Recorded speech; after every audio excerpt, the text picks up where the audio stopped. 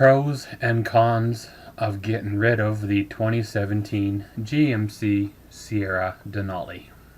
I know I've only had the truck for about a week and a half or 2 weeks.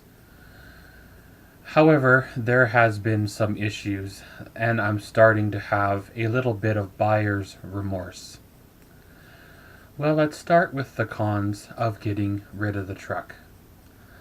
I have already invested in the truck, as in buying WeatherTech floor mats, putting a deposit down on a topper, and other items, of course, for the truck for my use for the future. My credit rating may take a little bit of a hit, sort of, because of returning it, exchanging it for another vehicle, going back on signing all those semi-legal kind of papers. And it is kind of giving up on a dream. I've worked my whole life to get to this point, and the last 18 or so years of my driving career has been building to this point as well. I have owned a lot of vehicles in my past. The last 5 or 6 has been next to brand new, if not brand new. And I keep them for a few years. They don't really do the job that I'm needing them to do, and I trade them off. The truck that I replace it with may not be as good as the full-size Sierra. Yes, I know the 5.3 liter V8 engine should do the job that I am looking for. However, I do not know if this truck is right for me. It's kind of one of those deals that happened really, really fast without a lot of thought put behind it. On a Saturday, I was inquiring what the going rate was to sell my 2016 GMC Canyon. On Sunday, I received a strange phone call from a weird number and a salesman from a dealership that I had never dealt with before. It's kind of one of them things. I still have no idea if it was coincidence or if it was just the luck of the draw that I happened to be looking the same weekend as I got the phone call, or what. I still have no idea how they got my information or my number. Were they just phishing? Or were they given it to me by my local GM dealer because, my truck was considered to be a premium vehicle and they were trying to entice me to trade it in? But he calls me and says, "I hear you're wanting to trade off your Canyon." Now, I really wasn't looking to trade it off per se. However, I was looking for a price to sell it privately, or possibility of selling it outright to the dealership. And taking, the $38,000 or $40,000 or so cash down to the local dealership and looking at buying a new truck. Now, when I was looking at buying a new truck, I was looking at something that had a little bit of creature comforts. Like power windows, power locks, tilt cruise air. It would have been nice if it had a decent stereo, but that wasn't a deal breaker. Heated seats are nice as well, but I've done without them in the past as well.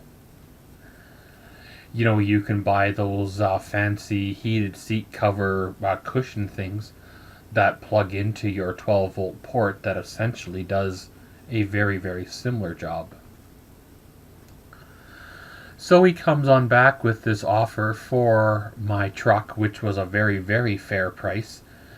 This truck was babied. It only had 12,000 kilometers on it, and if you've watched the Canyon series of videos, you'll know that I had put some other accessories into it to help with the job that I needed it to do. And it did that job fairly well. It just consumed a lot of fuel and did not have a lot of power on, hills, river valleys, traffic, stuff like that.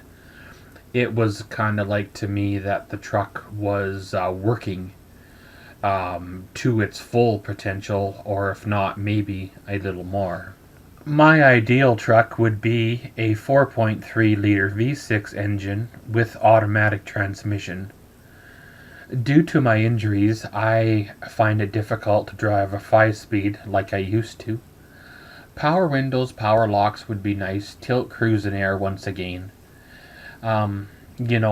I like the 4.3 liter engine. I've had vehicles with them in the past, and to me, they are a good compromise between a small 6-cylinder and the large V8. But he came back with this truck that he thought that I would like, which was a 2017 GMC Sierra Denali.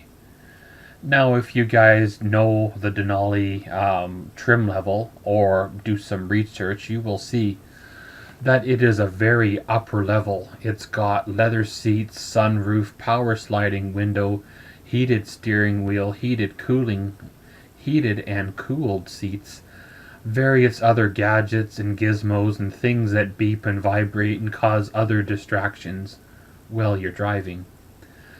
Maybe it's just me not being used to all the fanciness and such, but I am having a hard time adjusting to this here new truck. The big 8-cylinder engine is obviously going to be a little harder on fuel than a 6-cylinder, considering that I'm not pulling a trailer every day. Nor do I really need a 8-cylinder engine for the 300 days out of the year that I am not camping or, pulling a trailer. I maybe go camping for a week, maybe a weekend now and again, but, there could be a 2-week holiday. So it's kind of one of them things. I'm not 100% sure what direction to go or what to do. That being said, what are the pros of getting rid of the Denali?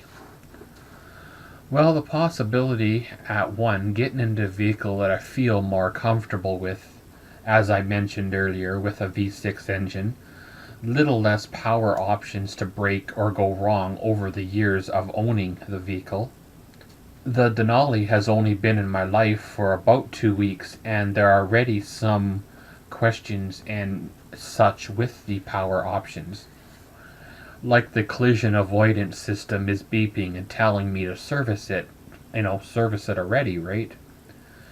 The question is, if it's doing it like this now, what's it going to be like in 3 years? The ideal truck, once again, would probably be something similar to the Canyon with the options, however, with the larger 4.3 liter V6. Air tilt, cruise, heated seats, all that good stuff. I took this offer and have been having a little bit of regrets. I have put a call back into the dealership, and I do not know how it's going to work out. They fed me some kind of line about how the new truck, now that it has been registered in my name, that it is no longer a new truck. It is a used truck and all this stuff, and made it sound like they really don't want it back.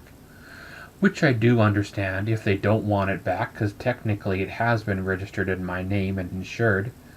But obviously, what are you supposed to do? Drive a vehicle like this without registration, without insurance, for the first month, just in case you may not like it? I'm sure the dealership has a way to get around this and a way to fix the problem. The salesman chose this here truck for me. He didn't bring me 3 or 4 trucks for me to look at and choose myself. I had no idea what to expect until after it was basically all over and done with. If I had to choose on the lot between this here truck and one with less options, I would have chose the one with less options. Obviously, if you've seen my vehicles of the past, like the 2009 GMC Canyon, or even the 2016 GMC Canyon, or the old 2003 Chevrolet Silverado with the 5-speed and the 4.3 liter engine, you will know that I don't like a lot of options in my vehicles. I do like them comfortable, but some that are not over the top, excessive, distracting, beeping, vibrating things that need servicing and issues just after the first week or two of owning it. Now, of course, don't get me wrong, I am very grateful for the opportunity and chance to have another new vehicle once again. However, I think more time should have been spent weighing out the options more. Thinking about things. I should have spent maybe looking at different trucks. There was a big sale on, and we had approximately a week or so to make up our mind whether we were going to buy a new truck or lose out on these big sale prices. So there was a little bit of a pressure to buy or not to buy, and I was trying to look forward to the future. The bigger engine would allow me to pull my holiday trailer better, safer, and more reliable. However, again, I don't believe I need this kind of vehicle, this over the top, to do that kind of job.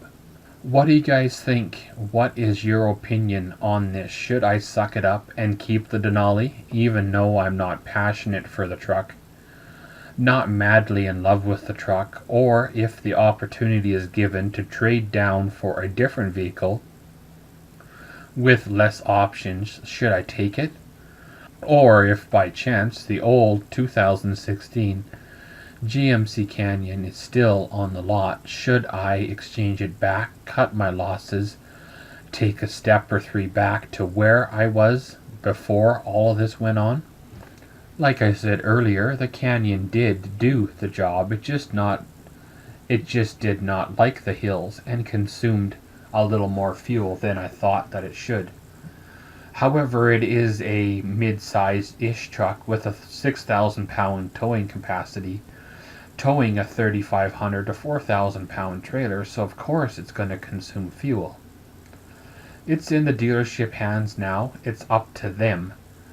We'll have to see how the numbers work out, how much I'm going to lose trading off this brand new truck on something else, how much the payments are going to change, whether they're going to go up, whether they're going to go down, what kind of vehicle they can get me back into.